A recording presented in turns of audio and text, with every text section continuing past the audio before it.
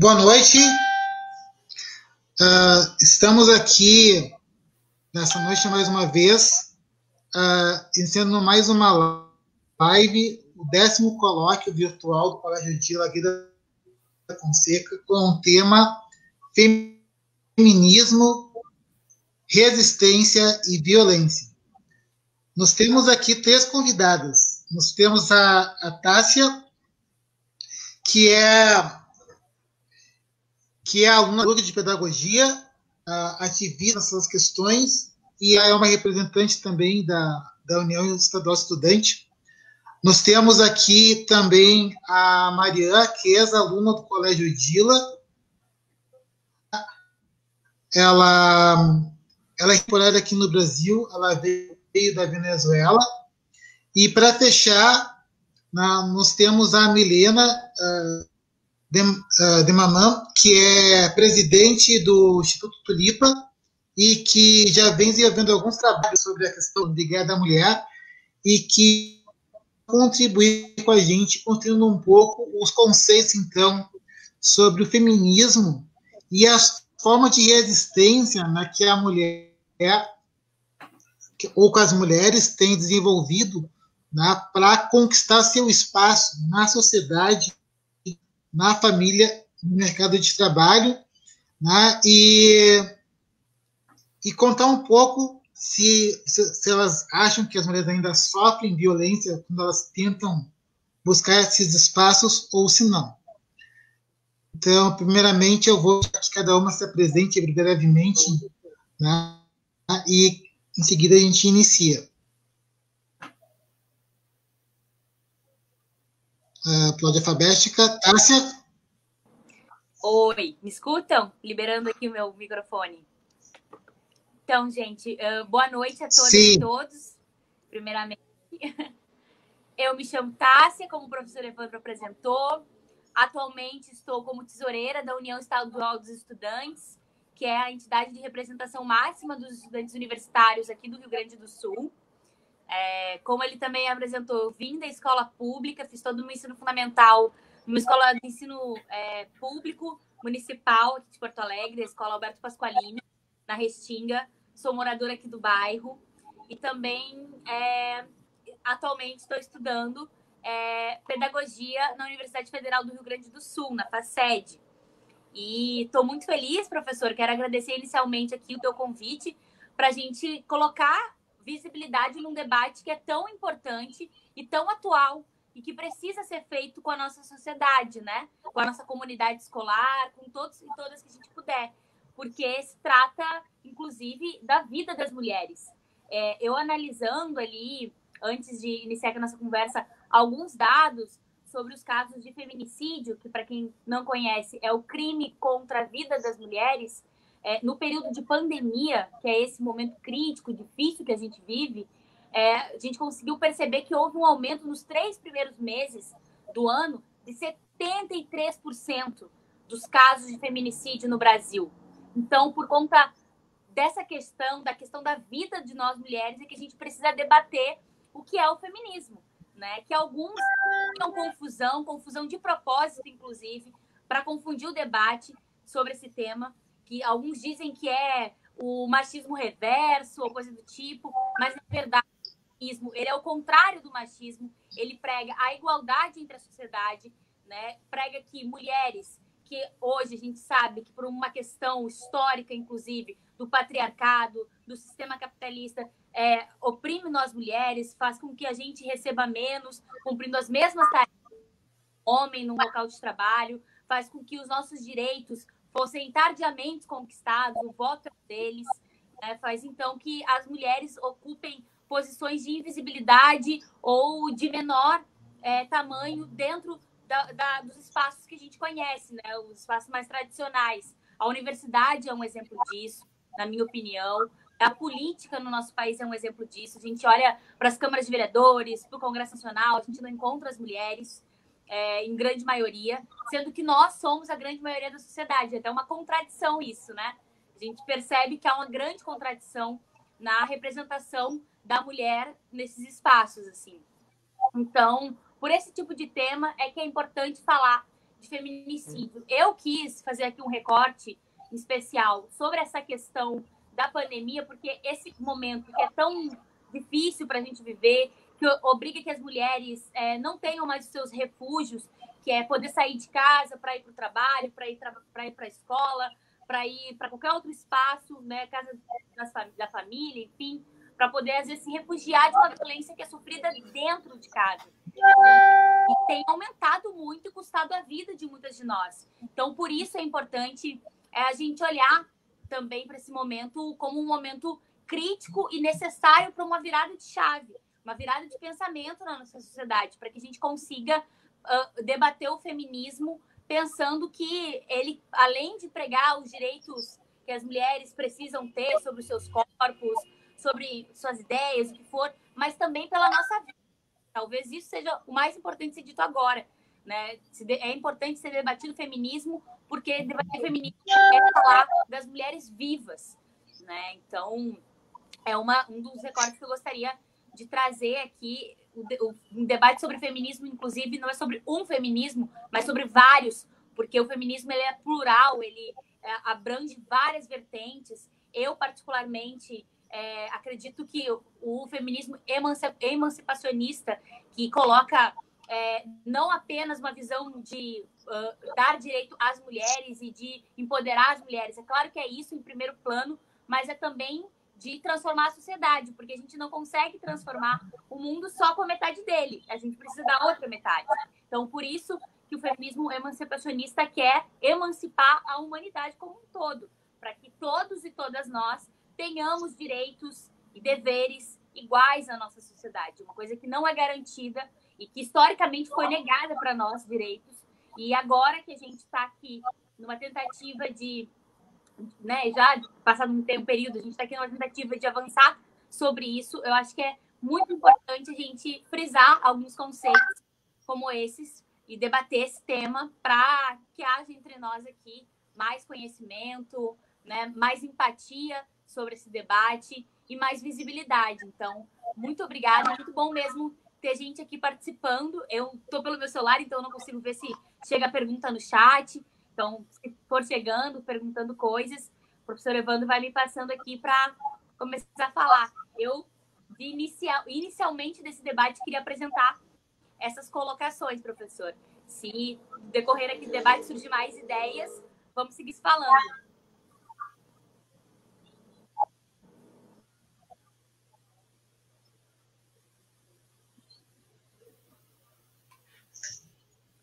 Evandro, acho que tu tá sem o áudio. Mariana. Aí. Não escuto, professor, tá com o áudio fechado. Agora foi. Sou eu. Meu nome é Mariana, eu tenho 19 anos, sou da Venezuela. Vou fazer 3 anos aqui no Brasil, um país amado e maravilhoso. Eu adoro o Brasil e as pessoas do Brasil. Sou ex-aluna do Colégio Ogila Gay da Fonseca, um colégio ótimo, com ótimos professores. Eu tive colegas muito bons e aprendi muito.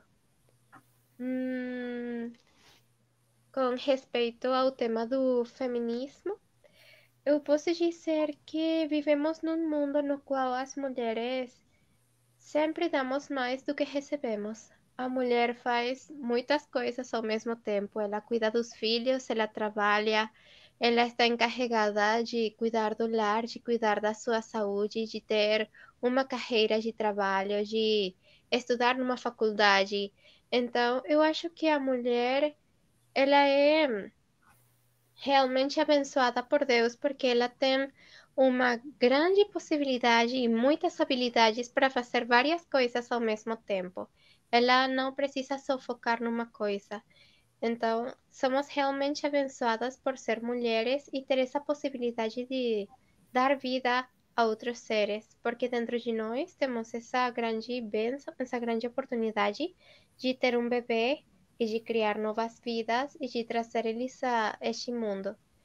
Como mulher, eu sei que, lamentavelmente, tem muitas das minhas amigas que elas decidiram desistir dos estudos ou elas desistiram de trabalhar ou qualquer coisa assim, porque Desde a antiguidade sempre é mais fácil se casar com um homem e falar para ele manter você na sua família e manter os seus filhos e você ficar dentro de casa. Mas desde meu ponto de vista, cada uma de nós temos um grande potencial e podemos dar muito mais do que nós pensamos. Não é só o fato de estar dentro de casa, eu acho que é muito bom estar dentro de casa e cuidar da família. Mas também acho que nós temos a possibilidade de desenvolver o nosso potencial e ser muito mais do que achamos que somos. Na minha família, meu pai era um homem machista e na minha cultura natal é o machismo, porque maiormente em Latinoamérica o machismo é o que reina. Mas cada uma de nós temos o grande potencial e o poder de mudar isso com o nosso exemplo. Quando nós nos esforçamos por ser melhores nos nossos estudos, por ser melhores no nosso trabalho, quando damos o nosso máximo em cada uma das coisas que nós fazemos, dentro e fora de casa. Várias das minhas amigas, elas dizem que eu sou um exemplo para elas pelo fato de eu escolher estudar e trabalhar ao mesmo tempo, e eu escolher participar da minha família e da minha religião cada domingo e durante a semana e manter as minhas amizades, porque muitas delas desistiram dos seus privilégios como mulher, mas nós temos a oportunidade de lutar e de progredir para criar um melhor futuro.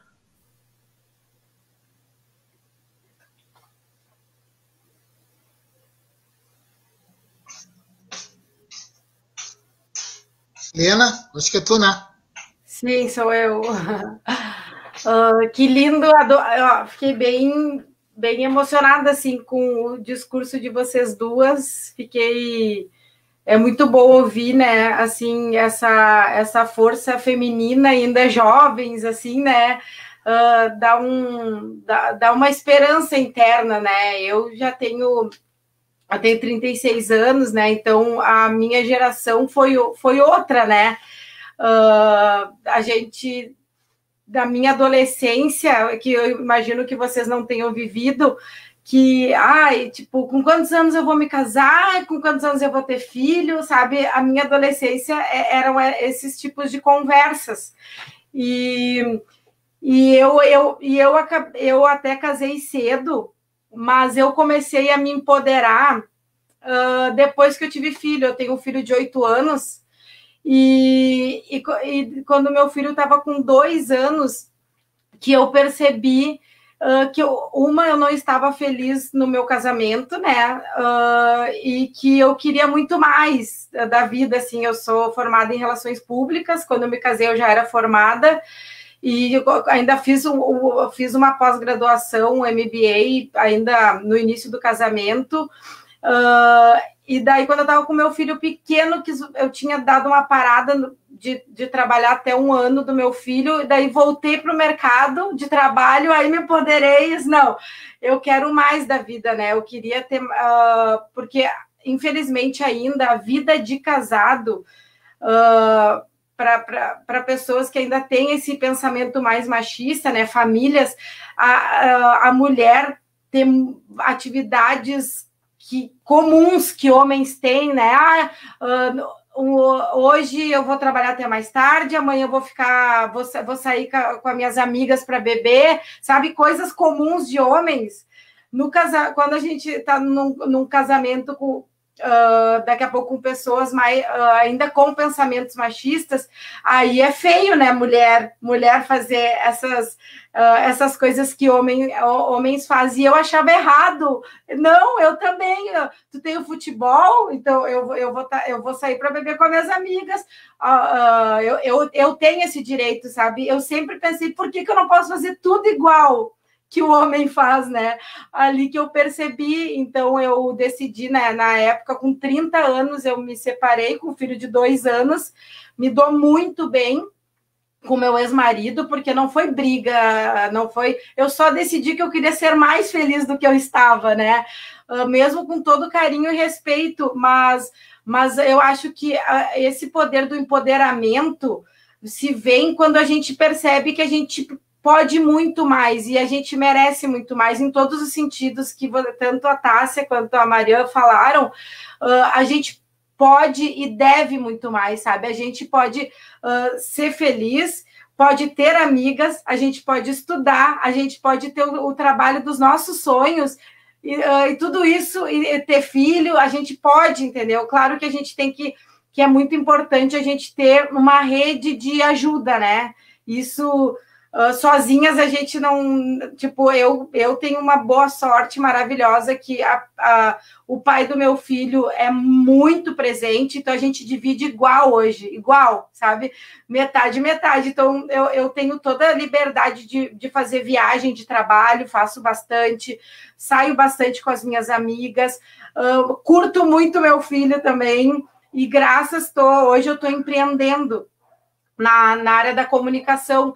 Então, eu consegui na prática, né, eu me empoderar sem estudar todo o feminismo, mas quando eu percebi que eu estava me empoderando, eu queria passar isso para as minhas amigas também, né?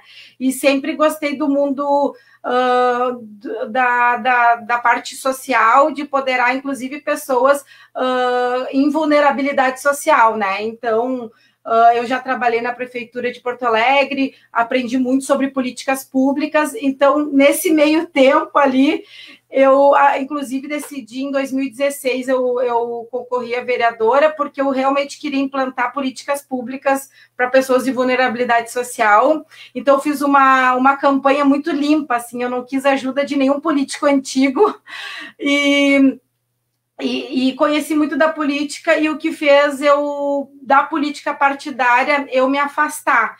Então, o que eu decidi, né? Concorri, tudo, foi uma experiência maravilhosa, mas eu decidi, não, o que eu gostaria de fazer, o que eu prometi em campanha, então eu vou fazer sem mandato, né? Não ganhei, então eu me desfiliei do partido, e no mesmo mês eu fundei o Instituto Tulipa, né? Então já fazem 4 anos que eu fundei esse instituto, e nos primeiros 2 anos nós fizemos ações de empoderamento social para jovens de comunidade, né?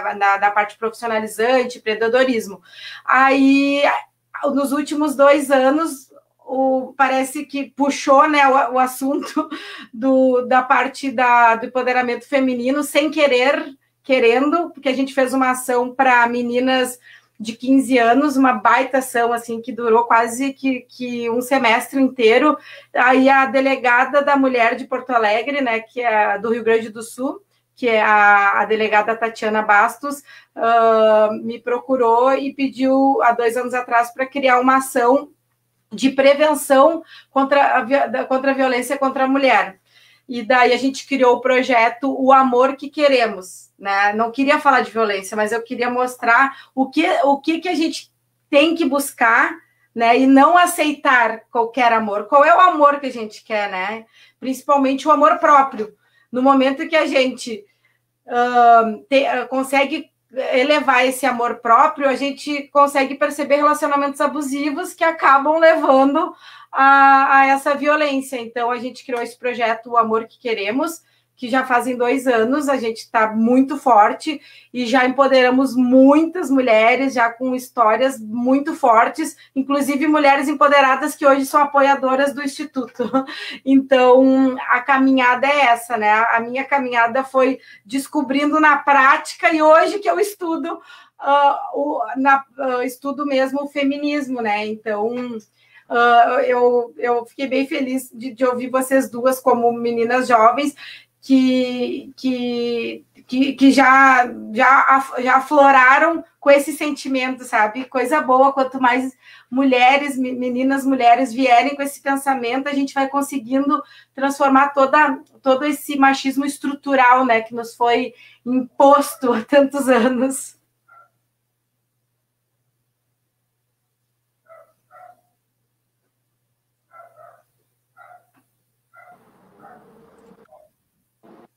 Exatamente, Helena. Eu acho que também essa última coisa que você falou é muito verdade.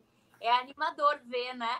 Essa geração dessa primavera feminista que nasceu no Brasil, que está com essa nova geração do feminismo, que é talvez até mais ousada que outras gerações que nos antecederam, que foram tão necessárias, não é?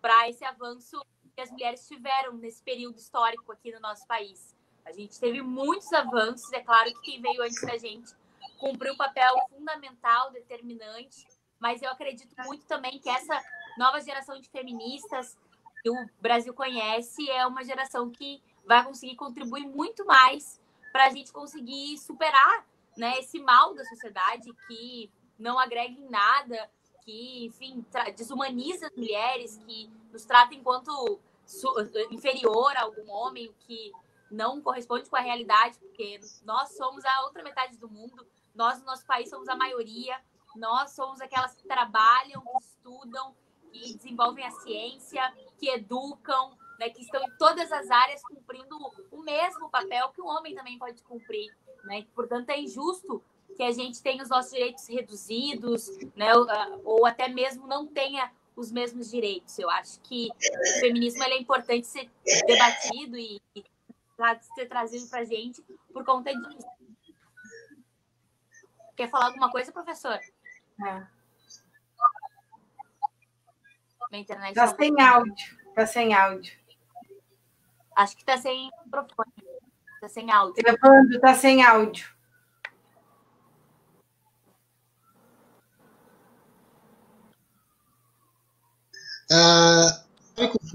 Agora sim.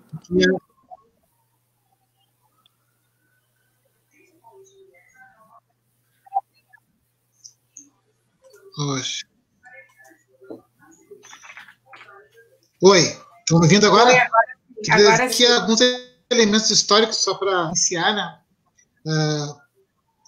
Pelo que a gente vê, né, esse movimento ele começa no século XIX e ele tem marcas sociais, a questão política e a questão econômica, né? E acontece justamente quando inicia a Idade Moderna, que ela ocorre justamente durante a Revolução Francesa. E aí esse movimento ele teve várias ondas, né? Onde a primeira delas é quando as mulheres começaram a pesquisar, começaram a criar consciência que havia igualdade entre elas e os homens, né? E aí eles começaram a questionar, e aí alguns modelos sociais de luta começaram a acontecer, né? Queria que vocês comentassem um pouco sobre se vocês percebem que isso é uma coisa que aconteceu só lá há 2 séculos atrás, ou se é uma coisa que estagnou, ou que vem crescendo agora durante o século XXI.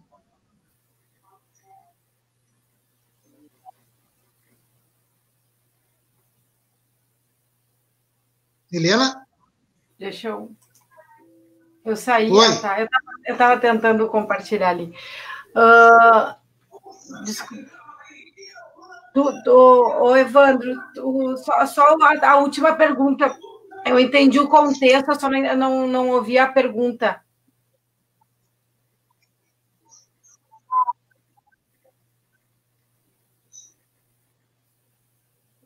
Tá sem áudio, tá sem áudio. Vocês acham que esse movimento que começou no século XIX é uma... Travou muito aqui para mim. Não sei se é a minha Travou, internet. Travou bastante, eu não escutei muita coisa.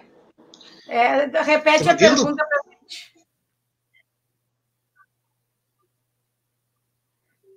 Oi, vocês podem me dizer se esse movimento que aconteceu no século XIX, vocês acham que esse movimento está crescendo ou ele parou? Esse movimento de buscar igualdade entre os homens, como é que vocês podem pontuar isso? Até era o que a Tássia respondeu ali logo depois da minha fala, que foram vários processos, né, que se teve desde que se começou essa onda, assim, da luta dos direitos iguais, né, entre gêneros. Então, lá do século XIX, começaram com pouquíssimas mulheres sozinhas que se levantaram e começaram a não aceitar, né? Outras ainda tinham medo, ou ainda tinha o pensamento machista. Aí toda essa onda foi aos poucos pegando mais mulheres no caminho, né? Hoje, que nem eu percebo, ainda lá da galera da minha geração, ainda é dividido, né? No sentido de umas já se libertaram, no sentido, não, direitos iguais, outras ainda estão no sistema patriarcal, mas essa nova geração hoje, né, que tá vindo, eu digo pessoas que nasceram depois de 2000, né, anos 90, que nasceram ali, eu estou percebendo que tanto homens quanto mulheres já estão diferentes, sabe? Inclusive, eu queria já aproveitar o gancho, que eu acho, sim, que os homens têm que estar nesse discurso junto, porque ao mesmo tempo que tem o empoderamento da mulher, precisa ter esse entendimento do homem, porque a gente o caminho todo que a gente está trilhando é o caminho da desconstrução, né, de todo esse machismo estrutural, é algo que nos passaram como certo, né? Então, a gente já crescia numa família, numa igreja, num contexto geral, político, religioso, social, que isso era certo, o machismo é certo.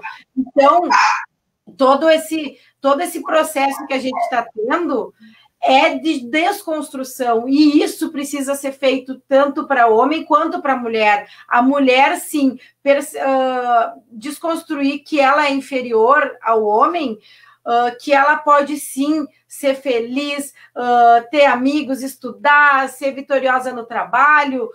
Ela pode e deve, não, a mulher, a gente foi ensinada lá atrás, as nossas mães, as nossas vós, que mulher tem que servir o homem, a mulher tem que servir a família, e que seria egoísta da mulher ela pensar na felicidade dela, isso que nos foi imposto, né? Então, hoje, esse empoderamento se dá, a gente está desconstruindo tudo isso. Tanto homem quanto mulher merece ser muito feliz e fazer tudo que os faça feliz, tanto homem quanto mulher. A mulher aceitar que ela pode e deve fazer isso, e o homem entender e aceitar também que esse é o novo papel da mulher, e o novo papel do homem enquanto família, né, dizendo como pai, é ele dividir tudo igual, não precisa ser só pai, não tá morando junto, ou na família ainda mora com os pais, é dever do homem, né, ser parte de uma equipe, não esperar que a mulher que vá fazer tudo dentro de uma casa ou dentro de uma família, né, então a gente está caminhando para esse momento do novo homem e da nova mulher.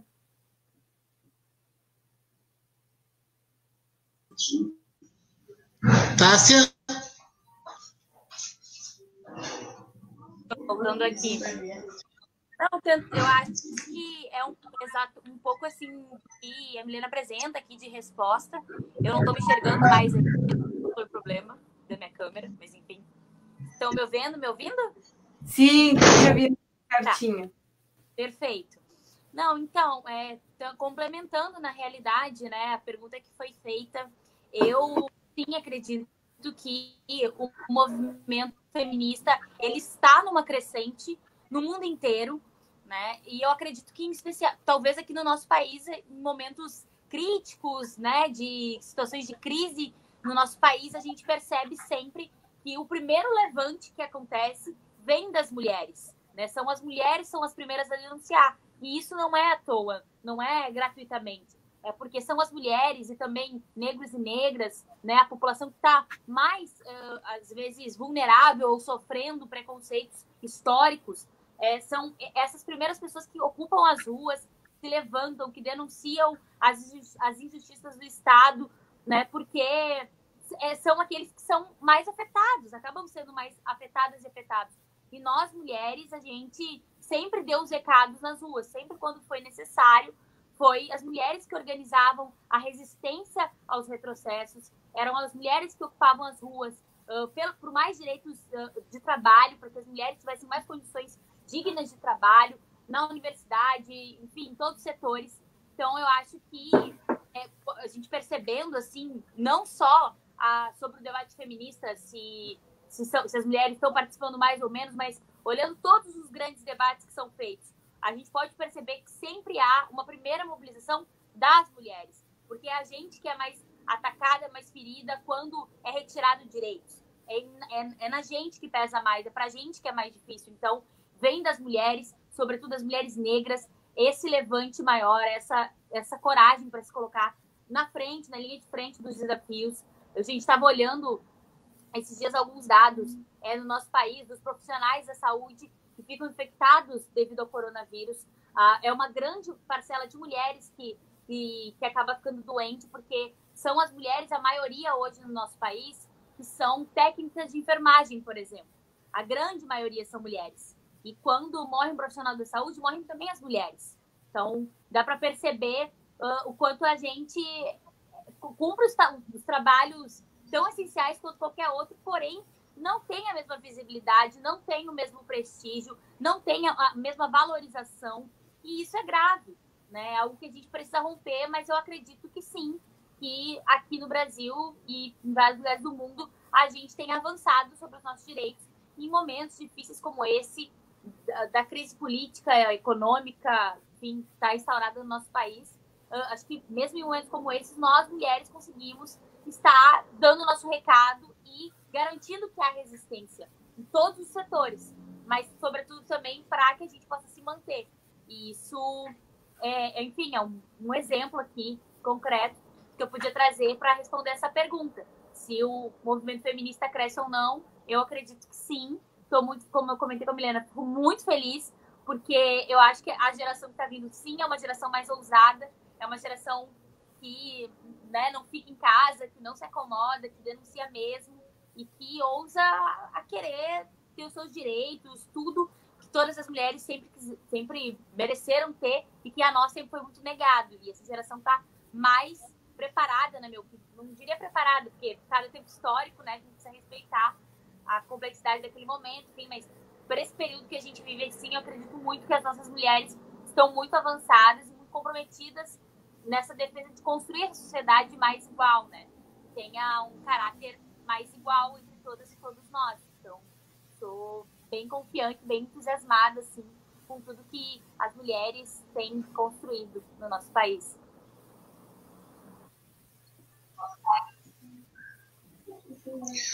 Gurias, assim, os dados históricos mostram que a partir da década de 90, o feminismo ele começou a ver que ele podia ser fragmentado por outras questões, né? Pela questão de etnia, pela questão de cor, pela questão de gênero, né?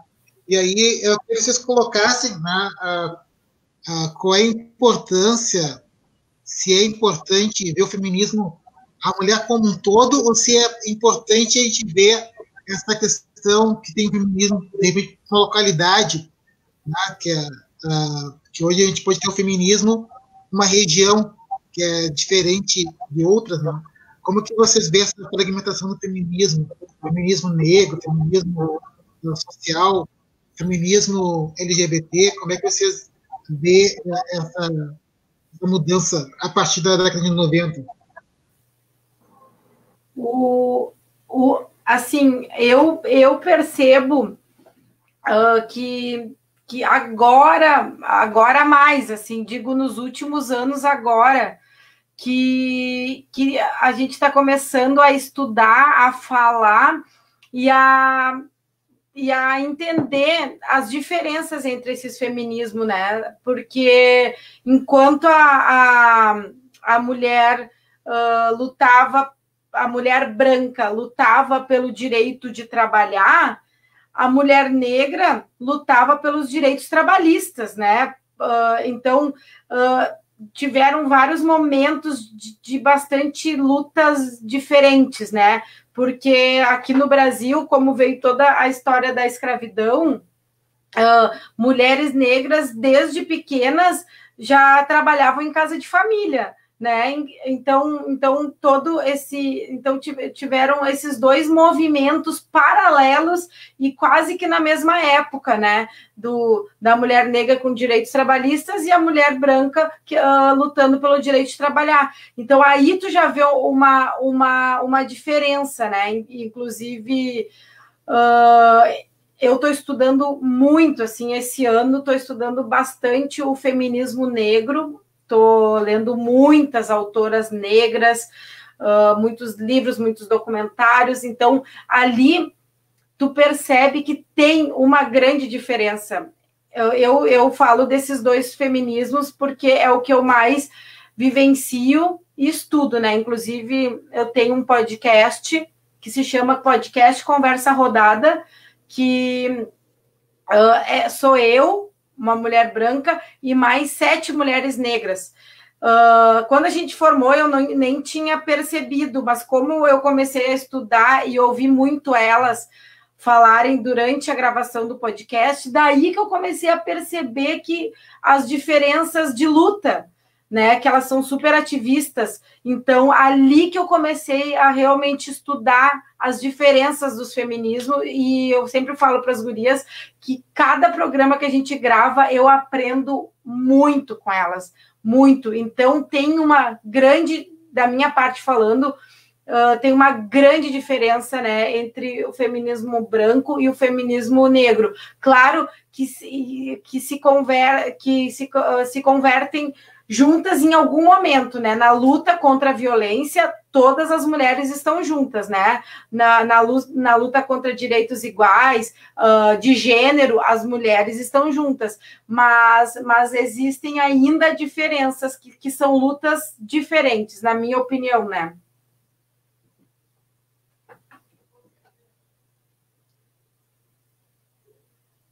Tássia? Oi. Aqui. Tássia. Estou aqui. Me escutam? Acho que sim. Complementa.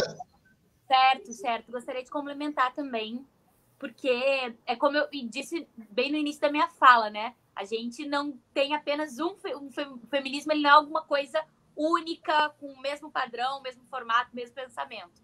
Ele, na verdade, tem várias vertentes.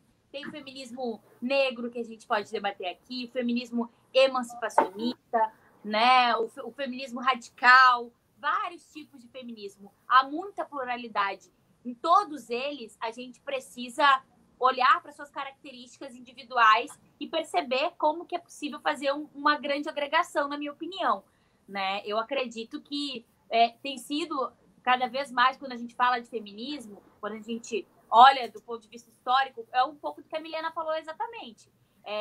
A gente olha para a história e vê a luta das mulheres para poder trabalhar, ou para poder ter voto, coisa e tal, enquanto as mulheres negras, na verdade, estavam lutando por outras questões. Isso quer dizer que o feminismo é mais importante que o outro? Não. Até porque é preciso haver uma intersecção, né, de todos esses debates. Fazer um debate sobre gênero, raça e classe, talvez. Porque assim a gente consegue falar de todas as mulheres e estar junta sempre numa mesma luta de emancipação da nossa sociedade como um todo. E falando disso, falando de todos os aspectos. Da raça, que é muito determinante, porque as mulheres negras, elas não combatem apenas o machismo, elas têm que combater o racismo, ou seja, sofrem dupla opressão, o que torna a vida, então, das mulheres negras mais dificultada. Isso pela questão do trabalho, que é histórica, que a gente falou, que vem da escravidão, foi as mulheres negras que tiveram seus direitos, quer dizer, que nem tiveram direitos, tiveram a sua humanidade, né, sem respeito nenhum, sofreram a desigualdade, enfim, a diferença mais cruel da humanidade. Então, tem essa questão, esse olhar que é muito importante ser falado, mas, na minha opinião, todas essas coisas que são separadas, elas não são em caixinhas, né? Elas estão sempre linkadas com o todo. Por isso o debate de gênero sobre a raça e classe ela é importante para a gente saber como que faz para avançar no feminismo no geral. Eu particularmente acredito nisso. E sim, de um tempo para cá a gente vem debatendo mais, né?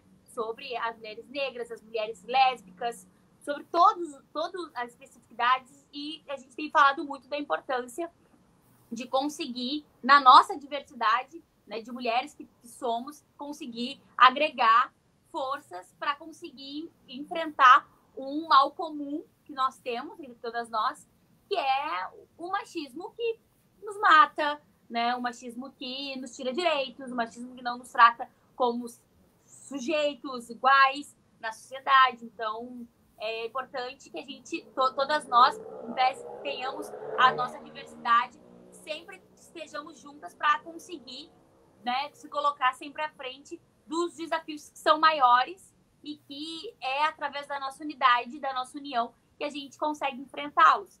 Eu acredito muito, muito, muito nisso, assim.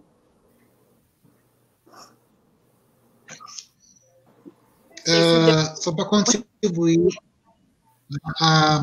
a nossa escola, ela, durante 3 anos, ela recebeu o projeto Meninas na Ciência, que é o projeto da URGS, que procura apresentar para as meninas áreas que são 90% formadas por homens, né?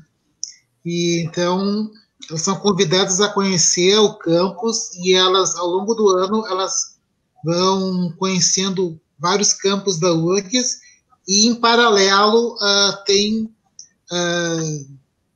seminários, né, intercâmbios, né, onde essa questão de gênero ela é muito discutida. Né?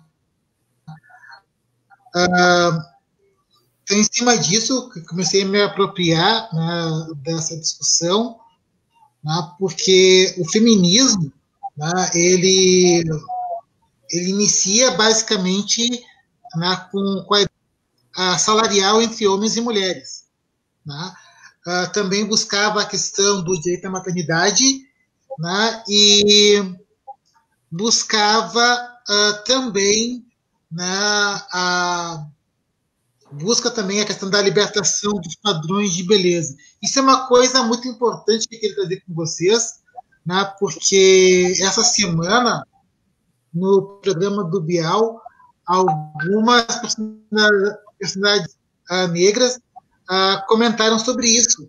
Né, e até tem uma atriz, agora não sei o nome dela, né, que é daquela banda Melanina, né, que ela pintou cabelo de loiro e tal, e que, teoricamente, o padrão estético diz que negro não poderia ter cabelo loiro, e ela mostrou que pode. Eu queria que vocês abordassem um pouco essa questão, né, de como que entra a questão desse processo, né, do feminismo e da identidade feminina nesse contexto, né, da questão do fenótipo.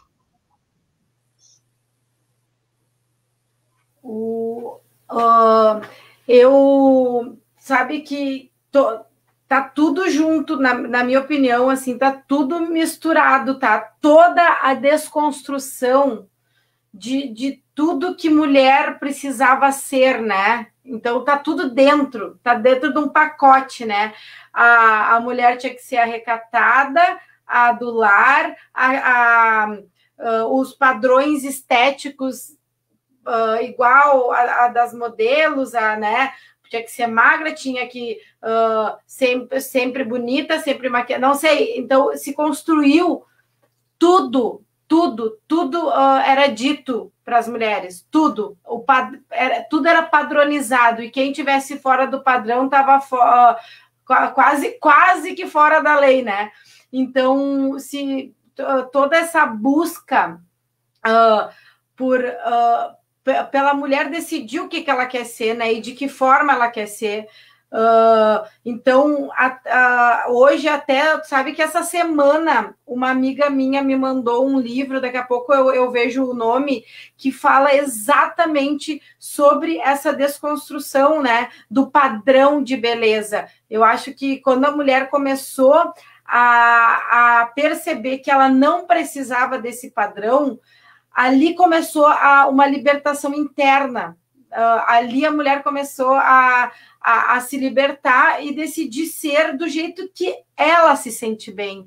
Isso aí já faz parte de estar dentro de todo esse feminismo, de todo esse empoderamento, né? A mulher decide se ela quer botar o shortinho, se ela não quer, se ela quer botar uma roupa que apareça o seio, se ela não quer, se ela quer usar sutiã, se ela não quer, se ela quer se depilar ou se ela não quer, porque o padrão era outro, não tinha, a gente não nem parava para pensar se a gente queria ou não. Hoje já, graças que vieram muitas mulheres, né, desde o século XIX, desconstruindo, sofreram muito, mas elas foram as primeiras a mostrar para a gente, né, para as mulheres, que a gente não podia aceitar esses padrões que só nos inferiorizavam, nos tornavam até praticamente um objeto, né? Assim, porque tinha que ser a bonequinha do jeitinho que o homem gostava, né? Hoje não, hoje é do jeito que a gente gosta, é do jeito que a gente se sente bem, de cabelo roxo, de cabelo rosa, de cabelo azul, loiro, curtinho, né? Black, do jeito que cada uma se sente. Então, na minha opinião, tá tudo vindo junto, assim, sabe? Toda essa libertação.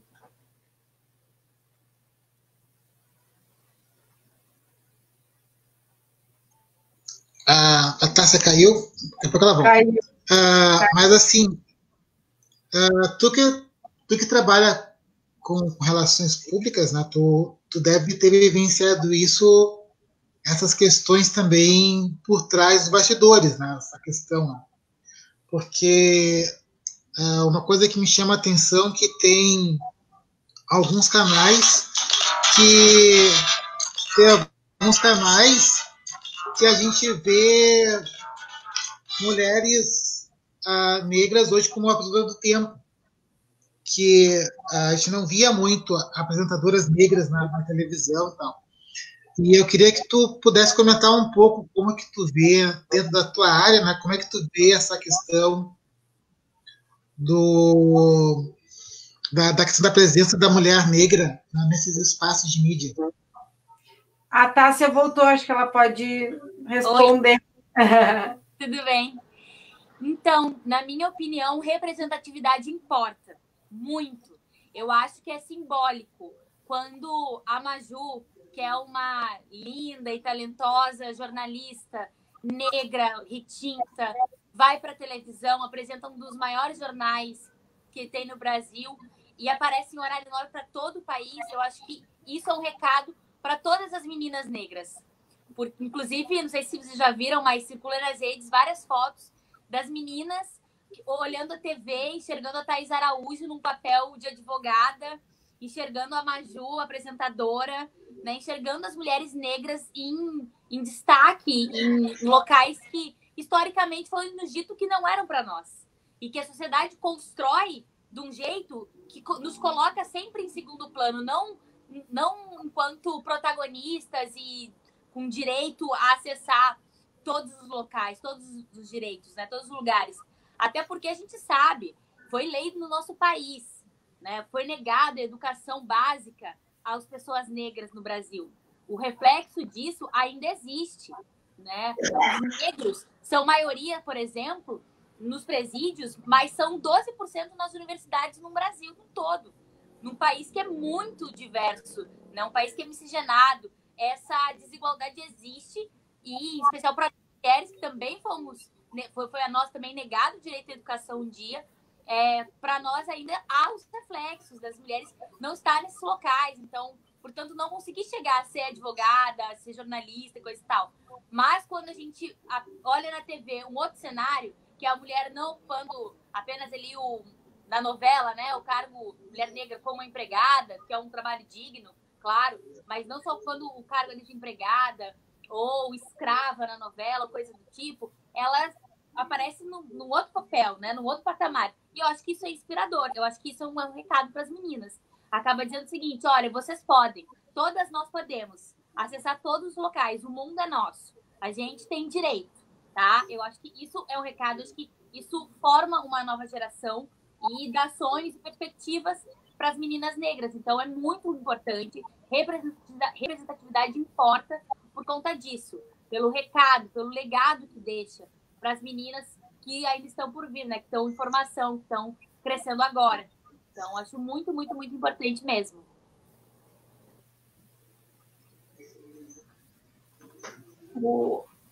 Inclusive...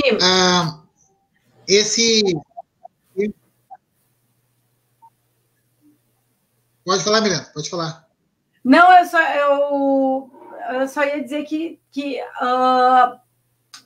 a representatividade, né, elas estão lá, mas também de todo, tanto homens quanto mulheres, mas principalmente esse movimento de mulher, né, da gente começar a valorizar as mulheres negras, não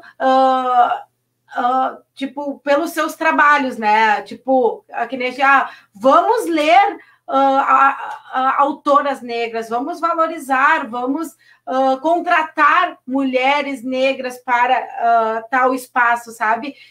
Da gente fazer todo esse priorizar, sabe? Porque a gente está com dívida histórica, sabe? É dívida histórica, não é por merecimento ou porque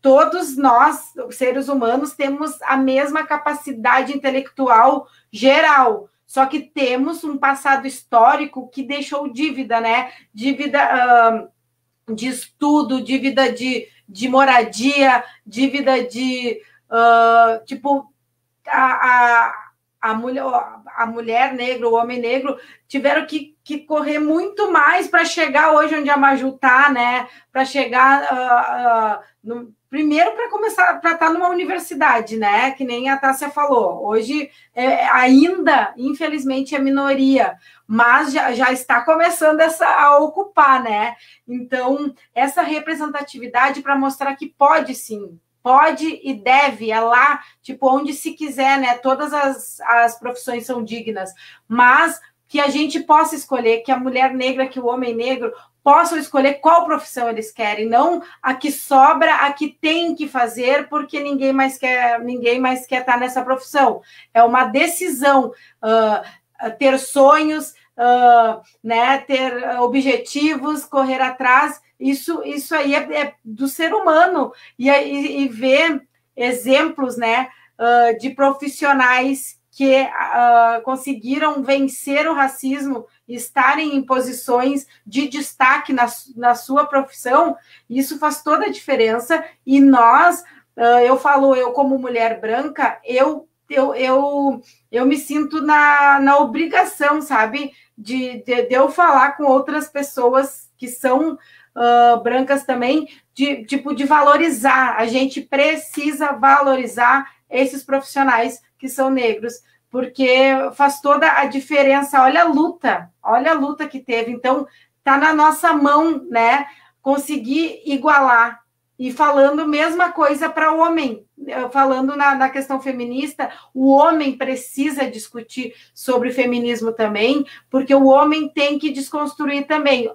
A pessoa branca tem que desconstruir todo esse racismo, como o homem tem que desconstruir todo o machismo. Então, é um debate geral da sociedade, que todo mundo tem que entrar nesse escopo a nível de debate e desconstrução.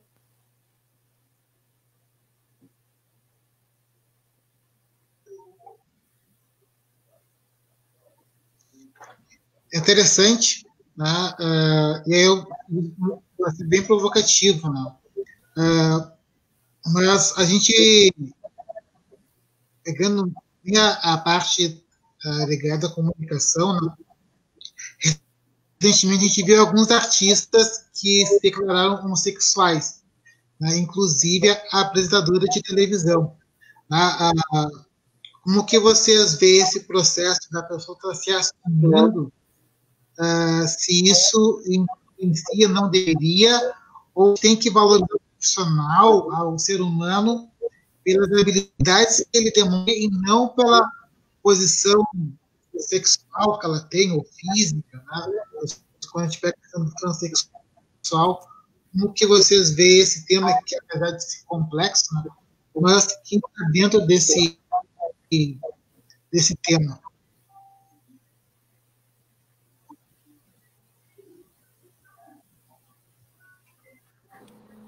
Travou muito para mim, eu não consegui escutar muito bem.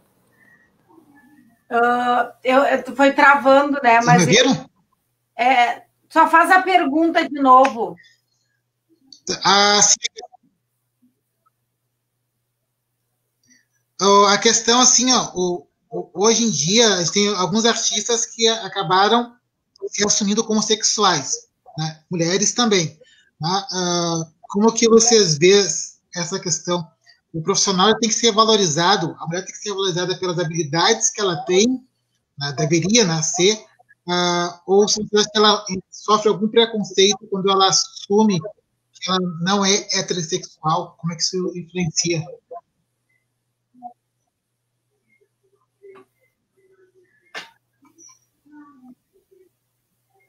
Ouviu? Tá, você conseguiu ouvir? Eu ouvi. Não ouviu, Tássia? Pois, não consegui, tá realmente travando muito aqui. Até tu tá travando, assim. Tu consegue me ouvir? Tô ouvindo, tá meio falhada, mas... Sim, eu te escuto. Um pouco melhor que ele, mas... Tá, mas não, é que o Evandro falou que agora muitos artistas estão se revelando homossexuais, né? E o que influencia, assim, que agora, antes era um tabu, a mulher tem que ser, né, a desejada pelos homens e os homens o desejado pelas mulheres. Eu entendi isso, né? E que agora estão se declarando, sabe? Apesar de tudo, né? Mesmo com a profissão botando em jogo. O que tu acha disso? Vou tentar responder o que eu acredito ter entendido. Não sei se é exatamente isso. Mas eu acho que, enfim, esse empoderamento todo que a gente está discutindo aqui, que é importante e tal, eu acho que ele não cabe apenas às mulheres, ele tem atingido outros segmentos, podemos dizer assim, como o movimento LGBT mesmo. O movimento LGBT que também tem uma história muito grande de luta, de resistência por visibilidade, por direito de amar quem quiser, da maneira que quiser. Eu acho que ele também está numa crescente. Todos esses movimentos progressistas que a gente conhece, eu acho que eles estão tendo bastante crescimento, assim. Em especial, a gente consegue perceber isso quando há a tentativa de impedi-los, né? De barrar, de fazer break. Aí que eu acho que é quando o movimento mais consegue dar respostas, aparecer. É no acirramento, né? Ali, é no embate de ideias, de direitos que a gente vê a força, o tamanho, a mobilização de cada segmento. Então, eu acho que por a gente ver mais casais se assumindo, mais mulheres negras, inclusive lésbicas, que é um outro debate também é importante ser feito. A gente vê mulheres negras, lésbicas, bissexuais, enfim, se assumindo, a gente percebe que está acontecendo o empoderamento na sociedade dessas pessoas se sentirem livres e confiantes para viverem as suas vidas da forma com que elas se sentem mais felizes. E eu acho isso muito importante, é um símbolo muito importante de uma mudança no comportamento da sociedade que está correta, né? Porque olha que momento da vida, né, que a gente está, que a gente precisa dizer o óbvio, que as pessoas precisam viver sua vida com seus direitos, as suas vontades respeitadas, né? O seu direito de amar livremente de forma respeitada. É difícil ter que falar disso, mas a gente vive num país que mais mata as transexuais no mundo, assim. Isso é bárbaro, é chocante, né? Aqui, o Brasil é um dos países que mais agride na rua LGBTs, homens gays, né? Filho com pai, filho, um pai se abraçando, se beijando na rua, já foram vítimas desse mal. Para a gente perceber também que todo preconceito, como machismo, racismo, LGBTfobia, ele nunca é um mal apenas para aquela minoria que está sofrendo isso, mas é para a sociedade como um todo, né? Esse exemplo é um deles. Um pai e um filho se abraçando em São Paulo foram espancados, gravemente machucados, porque estavam trocando um gesto de carinho. Isso foi interpretado por aqueles agressores, por preconceituosos, como um mal, como algo errado, imoral, sendo feito na rua, né? Para vocês perceberem que é importante mesmo que haja empoderamento, que haja visibilidade, que esses debates deixem de ser tabus e que isso comece a ser algo mais socialmente aceito e mais naturalizado, né, no nosso país. Porque é muita contradição a gente conseguir naturalizar 90 mil mortos.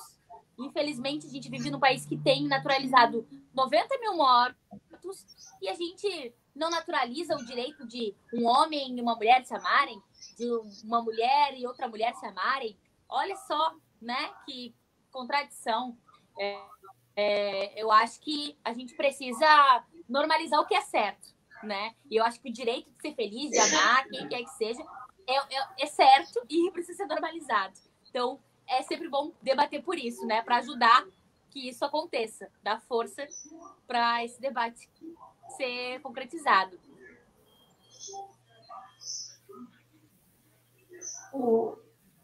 Deixa eu ver se estão me ouvindo. Eu também, eu sou humanista, né? Sou sempre pensando no bem acima de tudo do ser humano, né? E quando se tem preconceito, seja pelo quê, ali que tá errado, né? Quando se tem o preconceito e tentando, assim, esse é um assunto longo, mas só para buscando o que a gente trata, né, do que no Instituto Tulipa, tudo isso, a homofobia, o machismo, tudo pela psicologia é explicado pela masculinidade tóxica, né, que a forma que os meninos são criados, né, e quanto mais, eu tenho um filho homem, né, e quanto mais eu estudo a masculinidade tóxica, mais eu consigo criar o meu filho de outra maneira, sabe? Então, quanto mais pessoas, mulheres, homens, conseguirem entender que tudo isso que a gente criou os meninos, que menino não pode chorar, criancinha cai, né? Que isso? Coisa de bichinha, coisa de... Então, essas pequenas atitudes que vão infiltrando na cabeça e vai criando no homem essa masculinidade tóxica, que ele vai suprimindo todos os seus sentimentos, porque ele não pode chorar, ele não pode mostrar afeto para os outros amigos, né? Que feio, abraçar, dizer que ama o amigo, que nem mulher faz com mulher, né? Menino não pode. Então, ele sufoca todos esses sentimentos e explode com violência, explode com homofobia, porque o homem gay, ele é tudo que o homem machista foi negado, né? Tudo que é do lado feminino, porque qualquer ser humano tem o lado feminino e o lado masculino.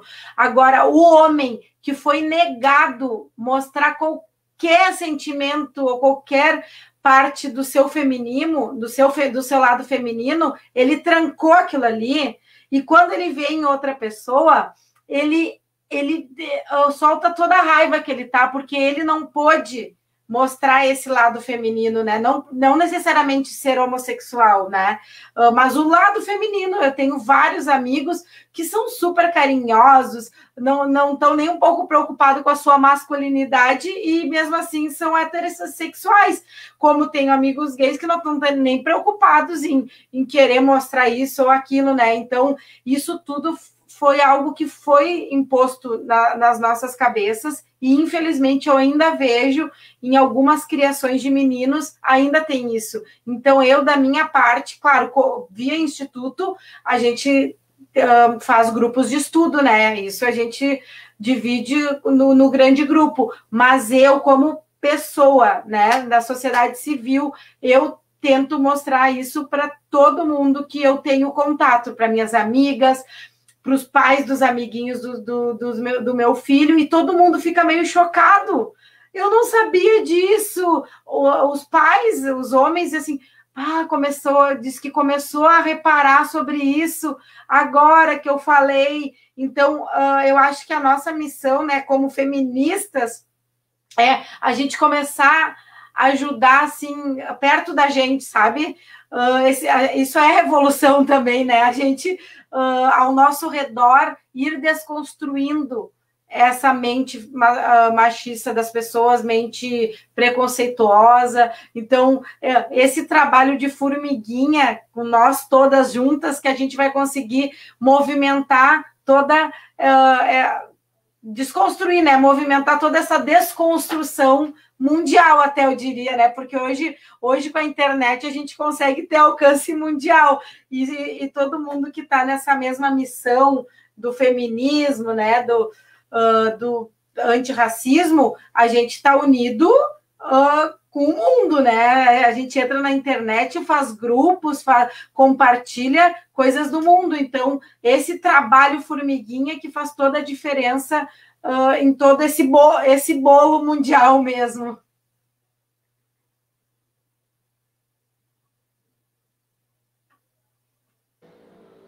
Exatamente.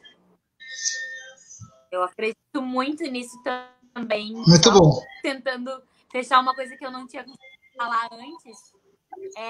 Eu acredito muito nisso. Assim, não que o papel, também tem isso, às vezes, essa confusão, né? Que o papel da mulher está sempre se explicando tudo. É óbvio que falar, explicar as coisas, para quem não vive, é muito importante. Mas também não é, né? Pensa só, tem que estar explicando o tempo todo por que não podem nos oprimir, por que não podem nos retirar direitos. É um incômodo, chega a ser um incômodo. Então, por isso que quando questionam muito, assim, algumas coisas, tipo, como que eu faço para não ser machista, racista? Gente, vai ler autores negros, vai ler autoras mulheres, né? Vai te inteirar por fontes que já existem, porque também não é o nosso papel ficar explicando tudo. Mas é claro que é importante a gente fazer esse trabalho individual, né? De poder alertar o nosso círculo de convivência, fazer o debate, não ter medo. Muitas vezes a gente é taxada de a chata do encontro, as pessoas chatas da família, que vai falar desse debate, que quer trazer. Mas se a gente não pautar, ninguém vai pautar. Uhum. Porque ninguém não diria, né? Os homens, em especial, não vão pautar. Então é importante pautar, é importante que homens façam parte, sim, do debate. Eu sou uma defensora de que homens façam debate, porque homem escuta homem. Então, homem falar com outros homens é uma contribuição importante para o avanço da nossa luta. Então, eu penso assim que... Então, é importante que a gente trabalhe mesmo como uma rede humana de pessoas que estão aqui pautando direitos para o avanço civilizacional. Né? No fim das contas, é exatamente isso que a gente quer. Avanço da civilização. Mais harmonia, mais equilíbrio entre nós, né? Então, o papel que a gente possa cumprir, assim, individualmente, ele é muito fundamental, muito importante. Acredito muito nisso também. E só para encerrar essa fala, existe que a Tássia falou, né? A mulher tem que estar sempre explicando. Tem um grupo maravilhoso, uma ONG, né? Um instituto que é Papo de Homem. Que é homem falando para homem fazendo esses encontros. Tem até um documentário no YouTube, mas só procura Papo de Homem. É um movimento lá de São Paulo, mas que o homem, quem criou foi um homem, esse homem que dá palestra, homem para homem, e olhando esse documentário, tu vê, tem esperança no mundo, sabe? Claro que ainda é uma minoria, sabe? Mas tem esperança. Existe essa ONG que está super consolidada, é uma ONG bem grande. o presidente da ONG já participou do TEDx, então já está tendo um movimento, e esse documentário já está rolando bem forte, já tem mais de 1 milhão de visualizações, então se está começando, né? Então essa ponta de esperança já está acendendo o meu coração.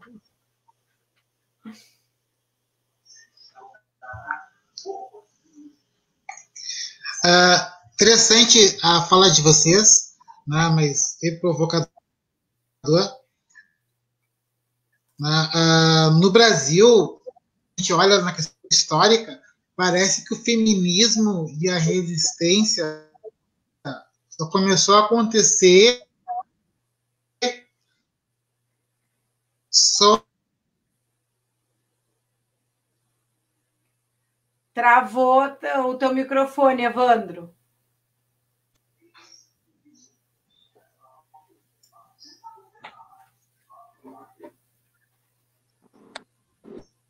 Esse horário é sempre historicamente, no Brasil, o feminismo no Brasil ele começa a partir da Maria.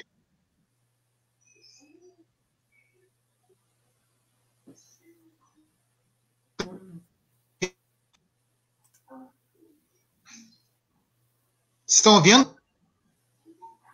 Está trancando, Evandro.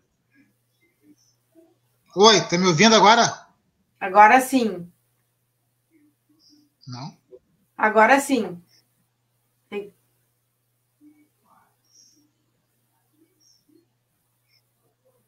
Tá. Eu perguntei, historicamente, o feminismo começou a partir da Lei Maria da Penha, mas não é bem assim, né? Começou antes, né? O que você pode comentar sobre isso?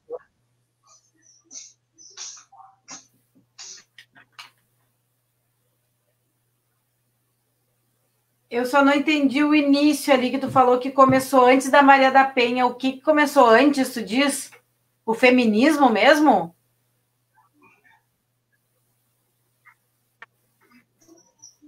Isso. É que a diferença... No Brasil, historicamente, a história diz que no Brasil começou a partir ali. A grande diferença, né, com a Maria da Penha é que as mulheres começaram a perceber que as violências, né, que elas sofrem domésticas, né, na sua casa, ali com o seu companheiro, agora elas tinham uma proteção, uma proteção da justiça, de delegacia, né? Claro que a gente ainda está caminhando assim para ser 100% efetivo, né? Hoje, como eu converso muito com a delegada Tatiana Bastos, a gente vai atrás dos dados, né? Que nem a Tássia também falou, mas hoje que as mulheres realmente conseguem se livrar da violência, ainda é um número pequeno, né? Então, ainda a gente tem muito o que caminhar, mas a grande diferença, o divisor de águas com a Lei da Maria da Penha, foi que hoje, sim, sabemos que existe essa proteção, né? E os homens também começaram a se alertar quando recebem essa intimação, né? Ali começa a se ter, pelo menos, uma diminuição, né? Claro que se a mulher não dá prosseguimento a toda a burocracia necessária para efetivar esse afastamento do agressor, tudo volta e inclusive, acaba no próprio feminicídio, né? Então, todo esse empoderamento da mulher também vem de encontro a toda essa questão da justiça, porque a maioria das vezes a mulher te retira a queixa no meio do processo, aí piora a violência. Então, tudo tem que caminhar junto, né? A justiça está avançando para priorizar essa proteção à mulher, a violência contra a mulher, Mas a mulher também tem que se fortalecer. Para mim, o primeiro passo é a autoestima, para ela não querer, tipo, não aceitar essa violência. Ela acaba achando que ama, no sentido até de dependência emocional, às vezes financeira, sabe? Mas a mulher precisa se fortalecer em questão de autoestima, questão financeira, tem que estudar, tem que trabalhar, para não depender, né, de um companheiro, que um companheiro só venha só quando vier para somar, não para... porque ninguém merece estar em um relacionamento violento. Aí, isso, para mim, é distante de amor, sabe? É praticamente o oposto.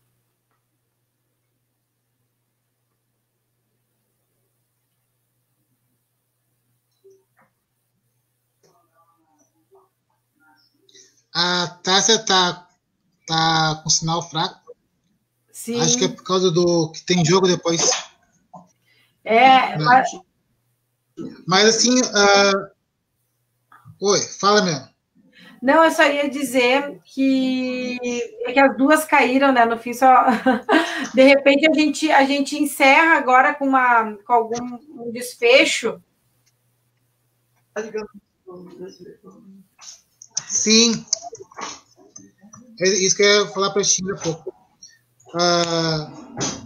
Assim, queria agradecer, né, pela tua disponibilidade, né, mais uma vez, mas acho que agora acho que está chegando perto da hora do jogo, né? Eu acho que aí tá ficando mais pesado. Sim. Mas eu gostaria que tu agradecesse, né, pela oportunidade, e futuramente a gente vai retornar com outros temas.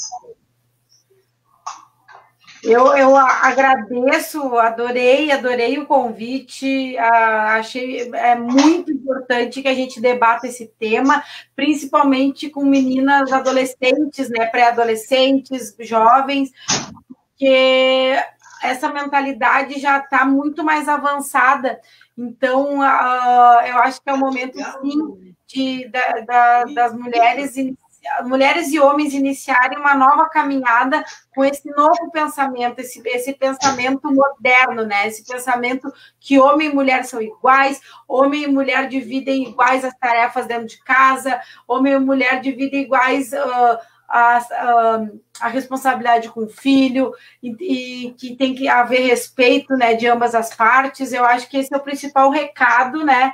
Que da gente sempre tentar, nós mulheres principalmente, nos fortalecer a nossa autoestima, né? Correr atrás do que a gente quer para a nossa vida, não desistir dos nossos sonhos, e quem tiver oportunidade de estudar, estude, porque o estudo é o que abre a mente, que liberta, que faz a gente entender o que está errado, o que não está, né? Então, que nós mulheres, sim, temos muita força para estar onde a gente quiser.